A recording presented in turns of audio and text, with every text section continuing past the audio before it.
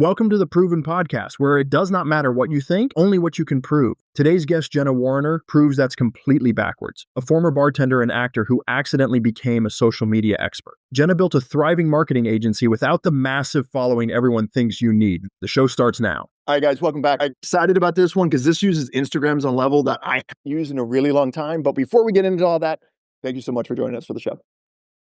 Thanks for having me.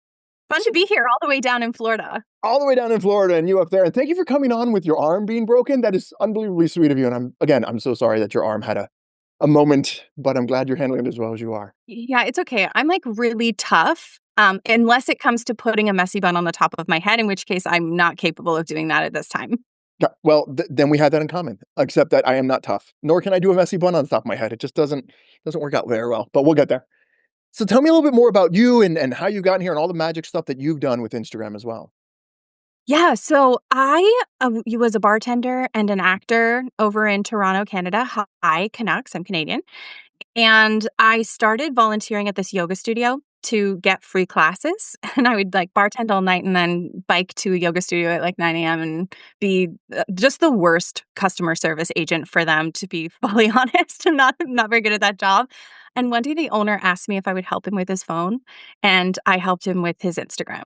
And I think I was the only person in his life that knew how Instagram worked. So he got it in his head that I was some sort of Instagram social media person. And I'm like, no, I'm not. I'm just like a tired woman who is trying to make a career of being an actor while bartending. And he wouldn't let it go. He was like, can you come run the social media for the studio over and over again? And I said no a billion times. And then eventually he was just like, Jenna, what's a good day? If you know NLP, he like kind of like talk ninja'd me. And he goes, what's a good day this week for you to come in and discuss your rate? I'm like, oh God, fine, Thursday. So I go in and I agree for $300 to run all the social media for this whole studio, the Facebook, the Instagram. Mm-hmm. Next thing you know, I am bringing influencers in from all over the city. I'm borrowing lighting equipment and taking it on a streetcar over and like running photo shoots and running contests at the front desk if you follow us on Facebook. And I'm just like loving it. So then I go to my bar and I'm like, can I run your social media? Because that's like a thing I do now. And I blew it up, like made it huge. Was taking pictures of all these like celebrity comedians because it was a comedy club and and so then it just became a thing. And I resisted it for so long. And then I couldn't resist it anymore. And now here I freaking am with this agency, teaching it, living it. It's my whole life is social media now. God bless you for doing that. I mean, so I started back with my social media 4 or 5 years ago. I wasn't on Instagram in any way, shape, or form, and we grew 100,000 followers in 39 days, which was amazing. But what existed and worked 4 years ago doesn't even matter what happens now. So I'm completely out of touch with that because what happened even 6 months ago has changed so much. So as you go into this and you're trying to get clients and do all of these things, there's so much that's changed. I'm excited for you to say, hey, this is what works, this is what doesn't work as we go into this. So if someone's trying to grow this and they're trying to obviously monetize their social media, how do they do this? How does it, when people come to you as clients, what are the biggest things you run into? Okay, so monetizing it and growing it, kind of two different conversations. Let's start with growing it. Okay. So growing it first, you're going to be in the best situation if you don't blame the algorithm as this like third-party entity that has control over your life. Like as soon as you blame the algorithm, you give up your own control of growing. And I know it's so easy because it's so easy to like buy into the drama, and it does change, right? But we've never, like back when you grew so rapidly over 100,000, we knew as much about the algorithm then as we do now. Like we've never known exactly how it works, but we do know one thing. So if you know this one thing, you will hack the algorithm always. We know that the platforms want us on the platforms longer. And because they're robots, they're taking cues to know if people are interacting with your posts, and they want people touching your posts and spending time on your posts. Mm-hmm. That's it. Get people to stay on your page for longer and get them to touch your post, right? So people go, yeah, you need engagement. You need engagement. Yeah, you need engagement because you need people spending time on your posts. And watch time is really important, like the retention someone spends on your video and making sure they watch like as much of your video as possible because they're staying on the platform for longer.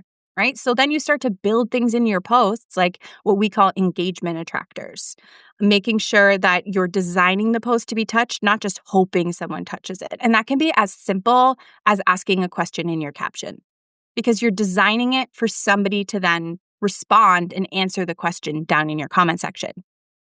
What are some of the so having them engage is a complicated process. When you're starting to do this and when you teach your clients how to do this, what are certain questions? What are certain practices? What are certain techniques that they're like, hey, this works really well based on specific industries? Because I know you work with some industries versus other industries. Which one have you found to have the most success with? So, the people that I work with mostly are service providers and mostly women. So, but I mean, I'm fine being here with you, Charles. That's fine. I know it's I nice. don't, I'll allow it. So, no, it's mostly women. A lot of like wellness practitioners, tutors, people who don't sell a product, Mhm. but sell a service so that their personality is a huge selling factor, right? Like people don't just sign up to get a massage from like so and so's hands. They like so and so. They like the way so and so talks to them, right? So then it's carrying this personal branding element with the business element and being the face of your business and really utilizing your own personality and making that be like one of your industry differentiators, just how you talk. Right. So B2B businesses have a really easy time because so many businesses have social media accounts. So when you're really in the weeds and you're trying to grow your account, it's easy to go like, "Okay, I got followed by at RMT Michelle," because RMT Michelle has an Instagram account, but it can be a little bit disheartening when you're selling B2C because C's, customers, random people, they use Instagram really differently. They have a lot of private accounts. They have an account that just has 2 pictures of their grandkids and no context, and you're like, "Is this a real person?" So, both work. Obviously, there's billions of people, there's billions of customers on there, but it can be easier for your brain if you're a B2B business sometimes because you can actually see the businesses that you're talking to. Like in my case, right? Like, I'm selling to small business owners, and so they are really active on my account and I can see them and I know that they exist. I don't just need to trust the process. So if you're working, because most small business owners have a lot of resistance to social media because they're so busy doing everything else. If they're still in that, middle to high six-figure range, they're still the jack of all trades. They're just using this through brute force. They haven't gotten to the point where they're scaling because scaling when you're at six figures is very different from going from six to seven, seven to eight. It's a very different ballgame. And most small business owners are just overwhelmed and they don't have the time or the energy to learn everything in social media. So when they come to someone like you, what are some of the things that they can prepare early on saying, okay, I don't want to do my social media. I don't like social media. How do I do this? Just like you were talking about earlier, just because you knew the phone, your boss was like, hey, you're the social media person. Here's $300. Things have changed. What are some of the things that small business owners can start preparing and doing in order to get this effective enough before they even show up to your door? Yeah, I mean, not wanting to do it and hating it are two very different things because I like one of my brand values is fun. And fun, I credit a lot of my success to fun, finding fun in it, right? And if you hate it, I would probably tell you not to do it. Like I would tell you to go to find a platform that you love or that you can at least a little bit enjoy because they all work, right? You could put all your eggs in an SEO basket as a small business owner. If you can only choose a few things, you could just go full-fledged website. I'm going to make a blog. I'm going to optimize it for SEO. Great. I'm going to go to YouTube. I'm going to do that. Like you don't need to be on every platform. So deciding on the one that you want to commit to right now, master one of those social media platforms, and then add in others later or like repurpose your content in a smart way later, I think is probably step one. If you really, really hate it or you have like a lot of mental blocks around it and it makes you feel bad about yourself, I would say don't do it and don't feel like you need to do it because there are no rules. Gotcha. And if they're going to do this effectively, if they've decided, yes, this is part of business. I need to have this as a digital billboard. This is how I show myself. How does one start increasing those engagement where they do stay on platform longer? Because there's a lot of people I've seen who try to off-platform people very quickly. They're like, "Hey, click here, click the link in my bio, go get my book, go get this, go get that," and you're being off-platform. And they're like, "Why am I not getting engagement?" I'm like, "Because you're breaking the rules." How do you get someone to stay? What are some of the practices they can do to keep that engagement going? Okay, so you kind of alluded to this, like they're sending people to go buy something right away. So that would be sales content. right? So we have the sales content. Sales content typically is going to have lower engagement than anything else. Anytime you're trying to sell something, you can expect the views on that to be lower, typically, right? Sometimes there's anomalies, but the views on that to be lower, the engagement on that to be lower, but the website clicks to be up, which is great. And that's them leaving the platform to go to your site. So we want to think of our content in three different camps. We want growth content, nurture content, and sales content. So a growth post is going to be a post that is quick, it's short, it's maybe like a 7-second reel. It gives somebody a tip or makes somebody laugh, elicits an emotional response. It's like bite-sized, and it's kind of like you just like reaching out with a handshake at a networking event or waving at someone from across the room, and you hope that they come over. And you're not gonna, when someone comes across the room to you at a networking event, they're not gonna walk up and you go, "Here's my card, you should call me." Like, Well, many don't do people do that though. So don't many sell people to still them. do that. Right? Yeah. Don't sell to them in that growth content. Nurture content is where you're really building trust. So this might be where you sit down with someone in a long form carousel. So a carousel meaning when you see a hook on a graphic and then you swipe sideways through it and it kind of tells a story or teaches you something. We're like, 3 things to learn if you need to know these things. Was a really good hook to start. And then it takes them a little bit longer to like read that. You know, they're not as distracted as they could easily be while watching a growth reel, but they're really getting to know you and they're really learning that you know your stuff. So we can't expect a stranger to sit down with you for quite that long. So we use the growth content, the quick, easy, fun stuff to attract them. Then once they're there, we serve them the nurture stuff. We teach them something. They now psychologically owe us something. They trust us more. We look like the expert. And then the hottest people see that sales content and are ready to go to your link in bio or whatever. So when they're doing this, there's so many different types. I love that you brought up carousels, there's reels, there's videos, there's just posts, there's pictures of people with their dogs. When they're doing that and they're having all of these and they're trying to decide what they should do, is there a proper ratio of like, hey, you should have this many reels and you should have these many videos and so on and so forth? What are the things that you have found have been the most effective to build that audience so you can actually ultimately engage with them and sell?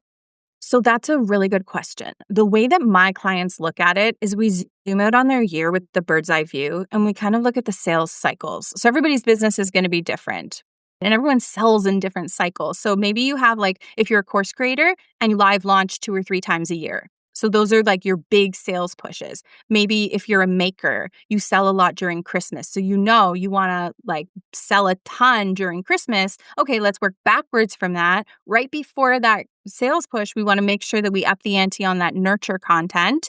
And before that, let's just grow. Let's just get eyeballs. Let's just get all these people on us. We know the sales are coming in December. So maybe October is mostly growth. Now, on a more micro scale, I guess, you could do that every month. You could have a sales push at the last week of every month, or you could do that every week. So everybody's going to be different. But what I like to do is I live in the woods. I live in Canada. Summer is so short. I don't want to work. I don't want to work in the summer. So, I'm with the I don't so wanna work, period, which is why I retire and build residual income. That's my entire purpose. But I feel you, yes. It's nice to have summers where we here in Florida would like a little bit of your coldness every once in a while. It would be nice to have some of the winter down here when it's 100 degrees with 100% humidity. your experience is completely different. I was speaking in Florida like a month ago Mhm. and I went outside, like I mostly was in the resort, but I went outside and I was just like, fascinating. Like my skin inside is same temperature outside. Yes, exactly. You walk outside and you're completely drenched in sweat and like, yeah, it's brutal down here in South Florida some days. But hey, it's August. You gotta do what you gotta do. Crazy.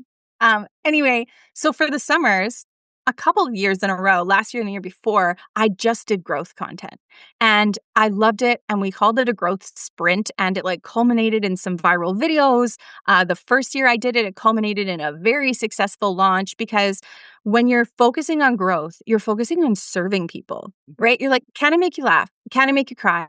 Can I teach you something really quickly? And it takes the onus off of yourself and your own ego. And if you're not putting pressure on yourself to sell, typically your content will be better, right? Because what happens with a lot of people is they mix up these buckets, and you can do that once you're good, but it's kind of a learn the rules to break them kind of thing. But like if you're trying to grow, but there's a voice in your head that's like, I need to make 10 sales today, then you're going to put that into your growth content, and then you're going to be selling to someone when you first meet them at the networking event, and it's just weird. So it sounds like it really doesn't matter if it's a reel or a carousel or a video. It sounds like the value or the way that you're approaching the individual is more important than the, okay, I need to go live 7 times today. I need to have 16 reels today. I need 15 posts. That seems to be not as important as the value and how you're presenting yourself to the audience. Does Yeah, that kind of resonate? 100%. Yeah, like, what is the point of my post? What am I trying to do here? My clients will decide, is this growth, nurture, or sales? Just so your head is already, like, in the right bucket. And then what engagement attractors am I putting on this post? So how can I design this to be touched? If it's a carousel, a really strong hook on the first page and then a big arrow because people see the arrow and they need to swipe, right? So as soon as they swipe, great, we now have engagement.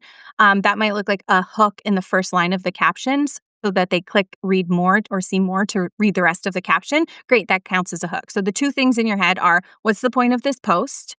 And like, am I trying to grow, nurture, or sell? And then how can I design it to be touched?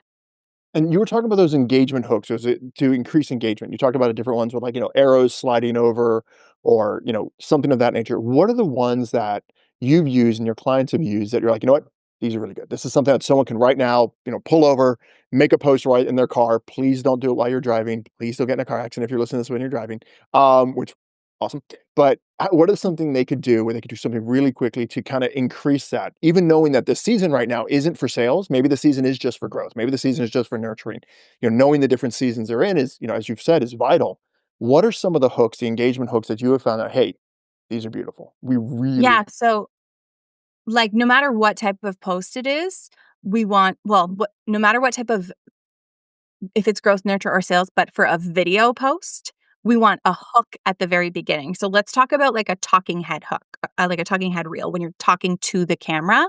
Those first like 3 seconds are really crucial. We used to say the first 7 seconds are crucial, but now it's like the first like millisecond is it really is. It's not even 3 seconds. It's like, ha, and then you better get in with that, you better get in with that first, ah. If not, you're in trouble. So Yeah. how does someone Yeah, do that? What are the things? not the breath before the Yes, "huh." exactly. Cut out the breath. Pretend you don't breathe. You just bleh, coming out. What are the ways? Because people are obviously they're trying to figure this out and they're trying to cut through the noise because they're competing with puppy dogs and kitty cats and everything else that's scrolling through their feed. How do they cut through the noise? How do they become that lighthouse against the fog? What are some of the ones that they could use that do that?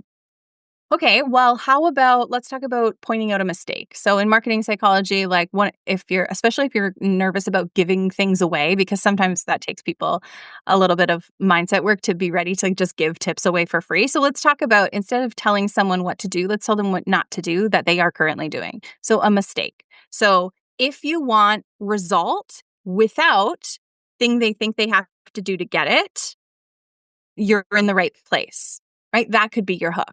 If you want to grow on social media without spending all day glued to your phone, let me help you out. If you want to get more Instagram followers without selling your soul, let me help you out. I'm just making these Is up. that They're an not option? amazing. Can I do that? Can I get Instagram followers without selling my soul? I didn't know that was an option. I thought I had to give Wait, away my firstborn child. did you did you already sign that for I that? Did you did, commit to that? I did, but nobody wanted it. I got rejected. They're like, "We don't even want your soul. You poor, poor man. Just go away." Too black, too dark It of a is. soul. Dark soul, dark soul. So being that differentiator that comes in and you're trying to buck the system and you're trying to talk to their pain has always been important. We talk about this all the time. Don't sell multivitamins, sell painkiller because people won't be able to hear you until you get the pain to go away. So I love doing those. When you're doing this, how important are Instagram lives? How important are captions? Because I know it's two totally different things.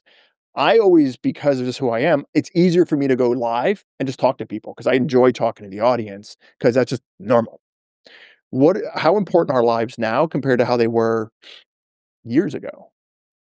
Okay, so I can give you tips for lives. And I think it's also important to address that we don't want to, like, you are not your client right now.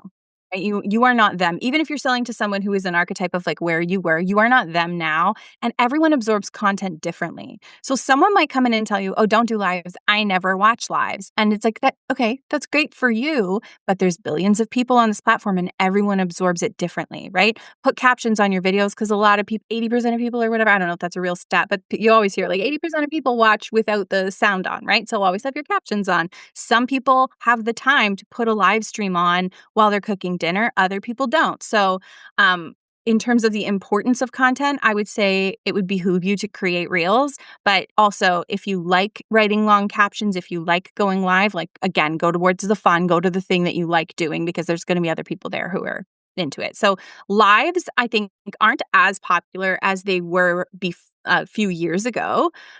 But maybe that means that that's your time to shine, right? Maybe them not being popular becomes an asset to you. I did lives every Monday morning for with such a puffy face. Like I'd like roll out of bed and do the live every Monday morning for like 6 months. It really helped me. That was like 2 years ago. I didn't even realize people were looking forward to them. So putting them onto a schedule, like Mhm. I thought like I won't ever tease my lives and like if I miss one nobody will notice and people noticed and I did not have what I have now. I had like between 2,000 and 5,000 followers there. By the way, you don't need a million followers to make this work for you either. But I had a relatively smaller audience then, and people started looking forward to my lives and like setting a timer for them, and they did notice when I didn't show up. So that's one thing. Also, you want to like structure your live for the replay because a lot of people are going to be watching the replay. They're not going to be there in the moment, which means we still want to start with a hook. Yeah. We want to start strong, even if nobody's watching. We want to pretend that they are.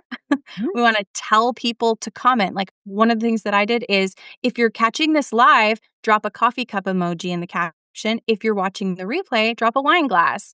So I would say that all the time. And then people are commenting on the actual live stream, but they're also commenting on the replay and it's fun. And then people would just start and I would get in and they would start dropping coffee cup emojis if they were there live. And they just Because automatically do it. hey, Yeah, because so you like don't even what if know. people pay for to build communities like that, right? And here it is sitting there for free.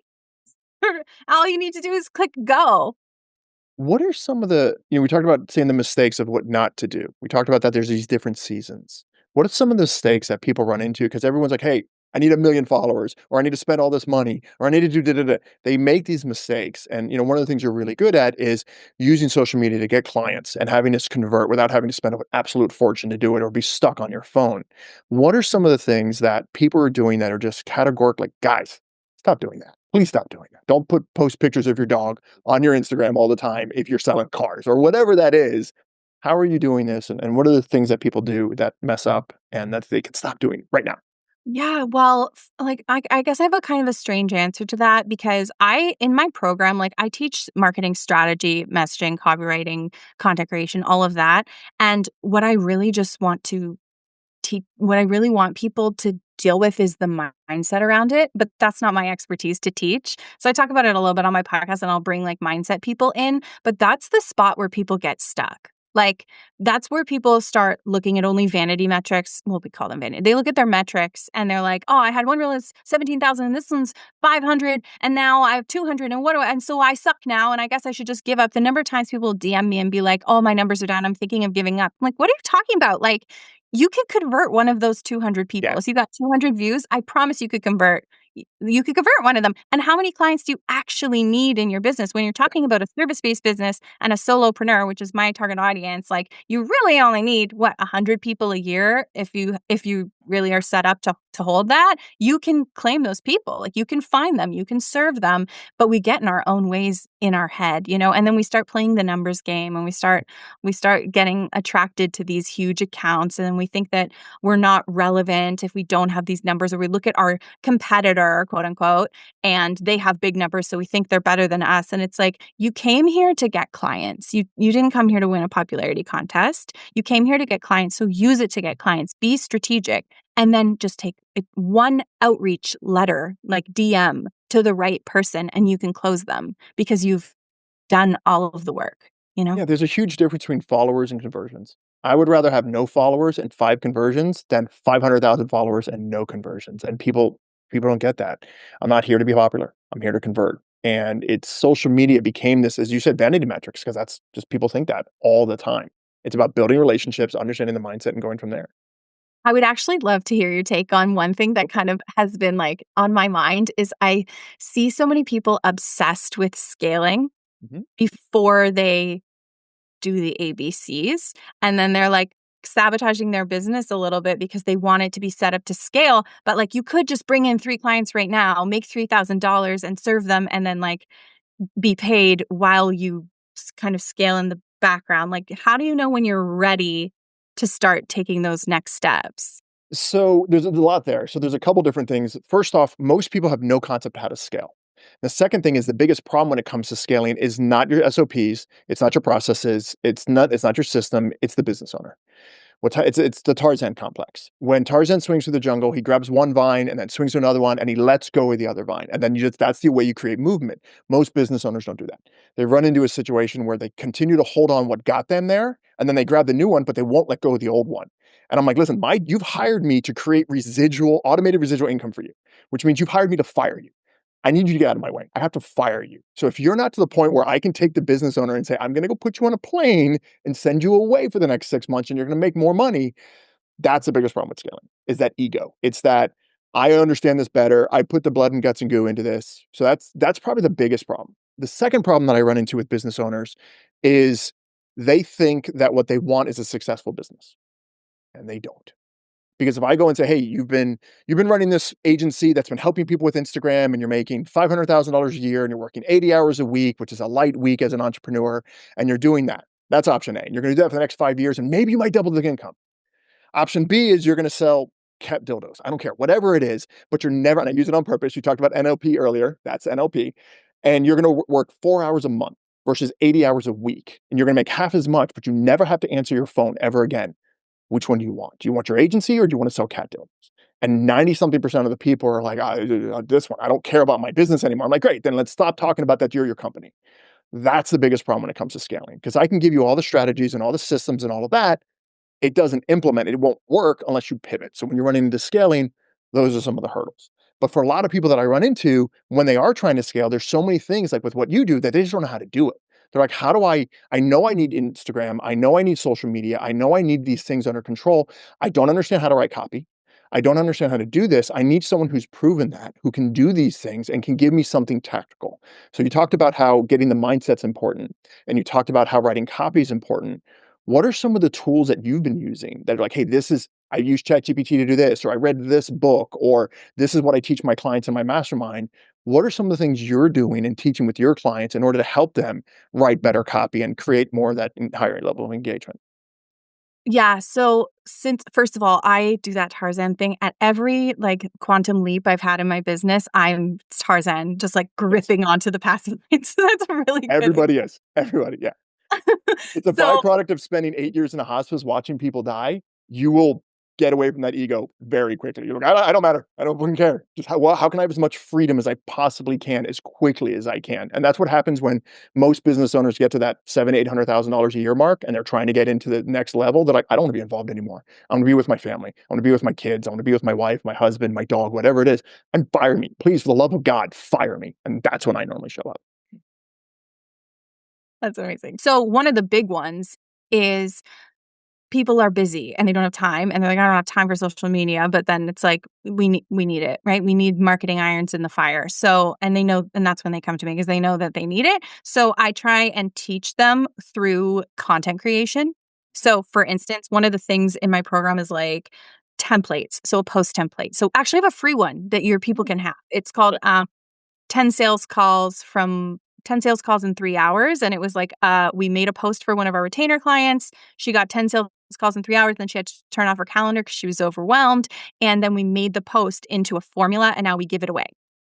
So you're going to go through that, fill it out, and be creating content. So that little voice in your head that's like, I don't have time to sit and learn something because I'm busy can be quiet, but you're going to be learning marketing while you write the post, right? We might have a line in it about the consequence of not working with you, which is seeding this idea, oh, what is the consequence of not working with me? Or like 3 things you're going to get the feature and the benefit, like when you buy my offer, whatever it is. So you're learning these skills while you're simultaneously creating content. And as little as possible, sometimes I have to, but as little as possible do I want somebody sitting there watching a lesson and then going, oh, I guess I have to apply that now. Like I want them to just be creating content all the time. And then I'm actually restructuring my program right now so that you can create even more content before you make your strategy. Because I find that people are making their content strategies from their current level of ability. And so I want them to create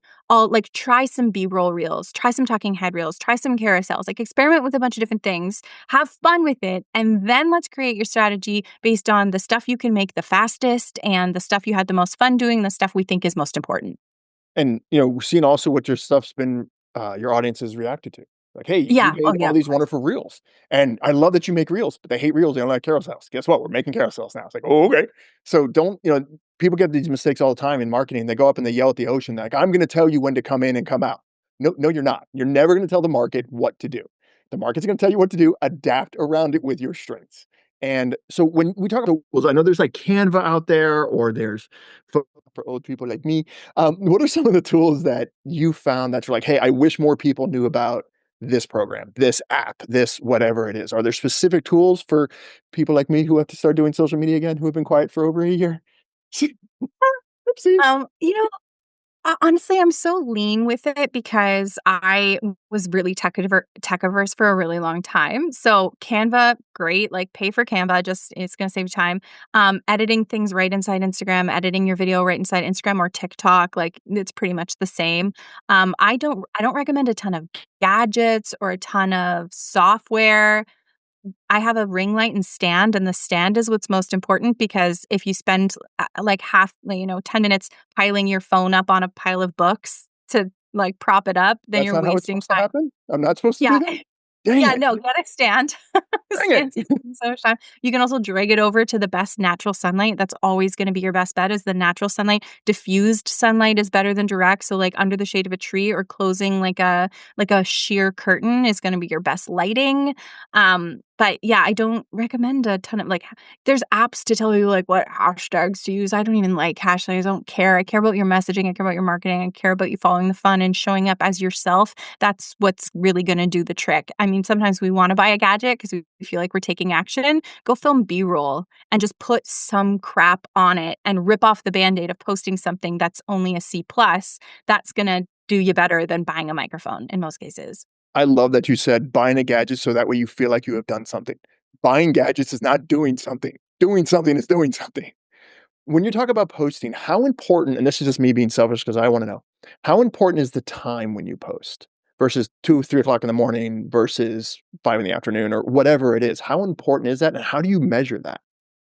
Right, so, again, like, are you an analytics, like, a data person? You must be, you'd have to be. I'm a little bit of a data dork. Yes, I'm a little bit of a Yeah. data dork. Yes. Yeah, I'm not. I'm Yeah. your type B friend. Mhm. So I will always like schedule content around the convenience of the person who's creating the content. So I recommend later.com is the scheduler that I use if you're going to be automating your content. But for a lot of people, that's like scary and just getting it set up is a whole thing.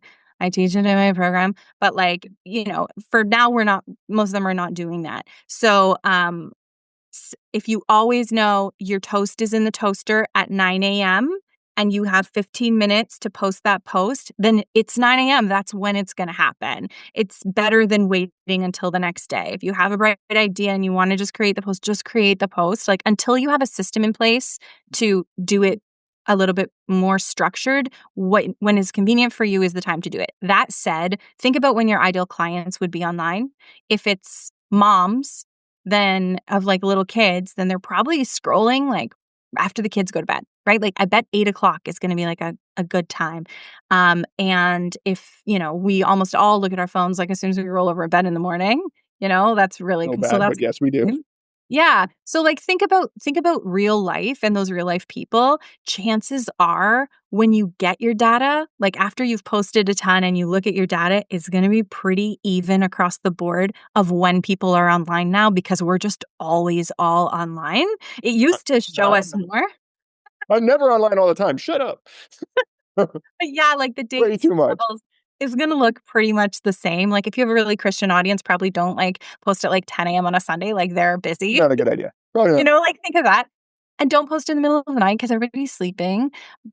Just, like, stupid stuff like that. Just, like, just post like, just do the thing. What is this sleep you speak of? I'm an entrepreneur. I don't know of the sleep you speak of. What is it? So you talked about your program a lot.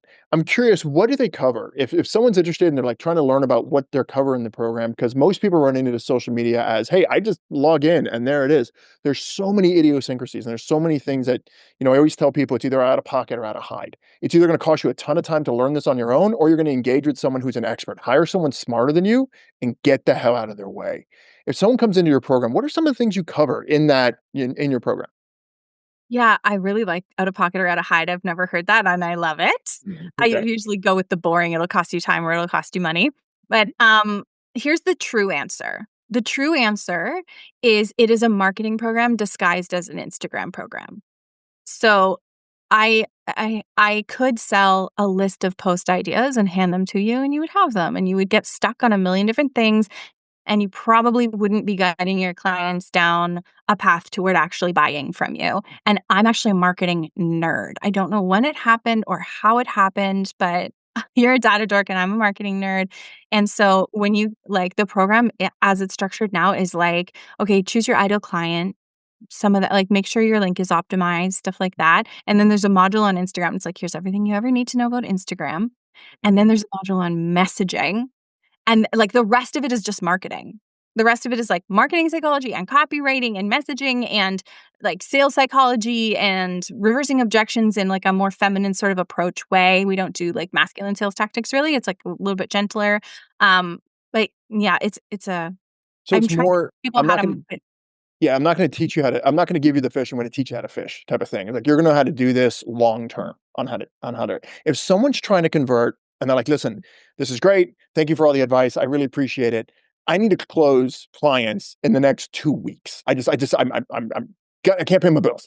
What can someone start doing now over the next 14 days? They're like, "Hey, I gotta close a client." What is something that they can start moving forward with? I know pressure. I just made a post about this. Oh, So, perfect. if you need to close a client in 2 weeks, organic isn't your ball game. You could try and it might work. Huge chance it works, but I wouldn't put my eggs in that basket if it were pressing. I would go to like Book Yourself Solid, that book. Mhm. It talks about a lot of like quick things you can do right now to close a client, like DM a lead. Like look to that person. Go back to if you're on Instagram, I guess, go back to a sales post where somebody commented something kind of juicy. It seemed like you had their ear and DM them and start a conversation and see how you can help them further. Reach out to past clients, like go to your email, reach out to past clients, see if they need more work from you. Like really do those like one-to-one connections. If I needed to close somebody quickly, that's what I would be doing. And if people want to track you down, if people are like, listen, okay, I want to learn more about this. I need to understand marketing, not just how to post, not just when to post. How do people find you? How do they get a hold of you? What's the best way to do that? Yeah, so I'm at Jenna's page on Instagram and TikTok, JennaSpaige, because it's my middle name. Mhm. Already been teased for before we started recording. Yes, I need to spell it every time I say it, Jenna's page. And if we can link them to that free sales post template, and maybe that'll land you a client. Actually, you know what? Someone recently told me, she's like, I posted your sales post template and I made $1,000. So I'm like, great, do that. Go do that. Give it away. It'll be perfect. Thank you so much. I really appreciate for all the nuggets and the tidbits and all that. Thank you so much for coming on. Oh, it's been my pleasure. It's nice to see you. I hope your arm gets better very soon. Good luck. We'll see. Stop chasing vanity metrics and start chasing conversions. You don't need perfect conditions or perfect content. You need consistent action. The market will tell you what works, but only if you're actually testing and measuring results instead of perfectionism.